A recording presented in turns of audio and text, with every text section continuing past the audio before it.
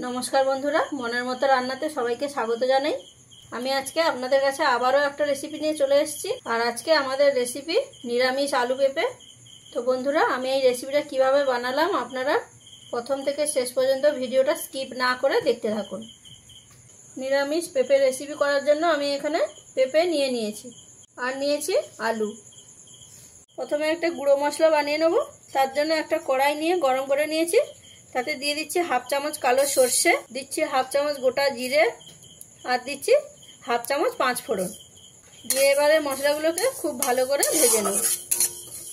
खूब बेशी समय लागबे ना, मोटामुटी प्राय 1 मिनट मतन भाजलेई मशलाटा भालोभाबे भाजा हये जाबे।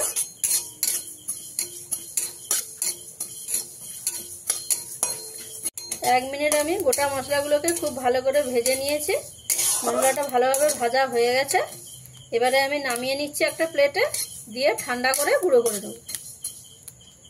এবারে আলু আর পেঁপেটাকে সেদ্ধ করে নেব। তার জন্য কড়াইতে দিয়ে দিচ্ছি পেঁপে, তার সাথে দিচ্ছি আলুগুলো। এবারে জল দিয়ে দেব পরিমাণ মতো।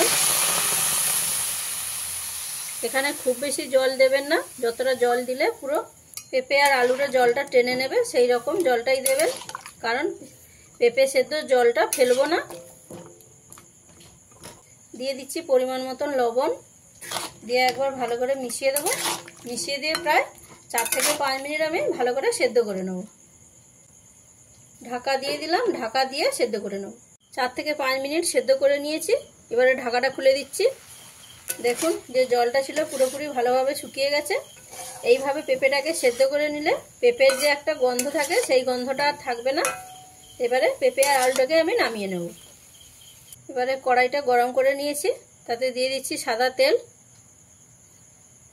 আর তেলটা গরম হয়ে গেলে তাতে দিয়ে দিচ্ছি অল্প কিছুটা পরিমাণে কালো সর্ষে আর দিচ্ছি হাফ চামচেরও কম 5 ফোড়ন। তার সাথে দিচ্ছি কারি পাতা। দিয়ে এবারে হালকা ভাজা ভাজা করে নিতে হবে। দেখুন হালকা ভাজা ভাজা করে নিয়েছি। এবারে এর মধ্যে দিয়ে দেব সেদ্ধ করে রাখা পেঁপে আর আলু। তার সাথে দিয়ে দিচ্ছি পরিমাণ মতন হলুদের গুঁড়ো আর দিচ্ছি হাফ চামচ মতন কাশ্মীরি গুঁড়ো লঙ্কা, দিচ্ছি ঝালের জন্য কাঁচা লঙ্কা। আপনারা এখানে যে যেরকম ঝাল খাবেন সেই পরিমাণে ঝালটা দিয়ে নেবেন। দিয়ে এবারে 2 মিনিট মতন আলু আর পেঁপেটাকে আমি ভালো করে ভেজে নেব।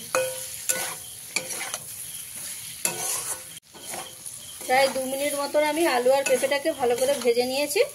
এবারে এর মধ্যে দিয়ে দেবো পরিমাণ মতন লবণ। সেদ্ধের সময় যেহেতু লবণটা দেয়া আছে সেই পরিমাণ বুঝে আপনারা দিয়ে দেবেন। তার সাথে দিচ্ছি কিছুটা পরিমাণে চিনি।